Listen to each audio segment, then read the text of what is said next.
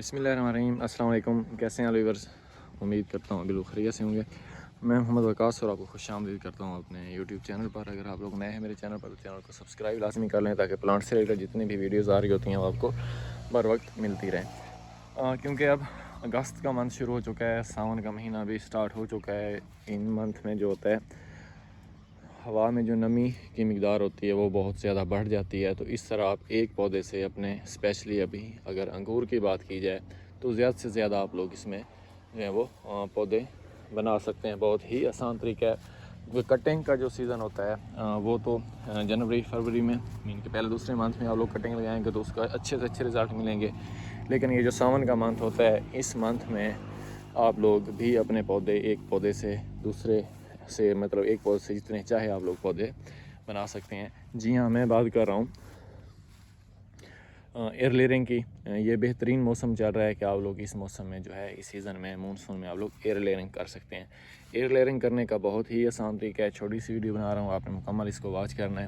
ابھی میرے پاس کوئی ٹول وغیرہ تو نہیں ہے، آپ کو ادھر ایسے ہی سمجھا دیتا ہوں۔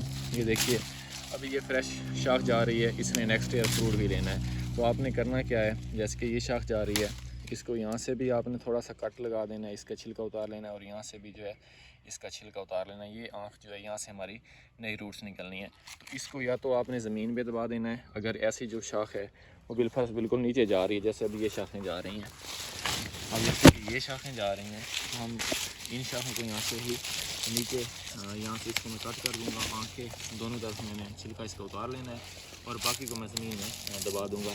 10 سے 15 دن کے بعد یہاں سے اس کی روٹس نکلنا سٹارٹ ہو جائیں گی، تو یہ آپ کا بہترین ایک پودا تیار ہو جائے گا۔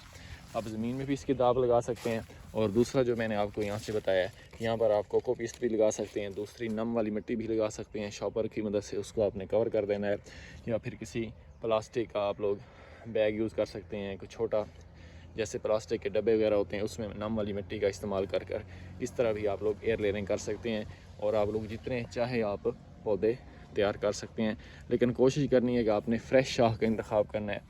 ایسی جو بوڑھی شاخیں جیسے کہ یہ شاخ ہو گئی، یہ شاخ ہو گئی، بوڑھی شاخوں کے اوپر آپ نے ایسے تجربات نہیں کرنے جو بالکل اسی سیزن کی فریش شاخیں ہیں، مین کہ آپ اس کا کلر دیکھ سکتے ہیں، ایسی شاخوں کے آپ نے اوپر اس کا یہ اپلائی کرنا ہے جو بالکل فریش شاخیں ہیں، یہ والی شاخیں اور بریک شاخیں، ان کے اوپر آپ نے یہ میتھڈ بالکل بھی اپلائی نہیں کرنا۔ تو آپ نے اس سے پہلے کتنے پودے تیار کیے ہیں، کتنے پودے تیار نہیں کیے، یہ فرسٹ ایکسپیرینس ہے، جو بھی ہے یہ والا طریقہ آپ نے لازمی استعمال کرنا ہے۔ انشاءاللہ اس کے آپ کو جو ہے بہت ہی اچھے ریزلٹس ملیں گے۔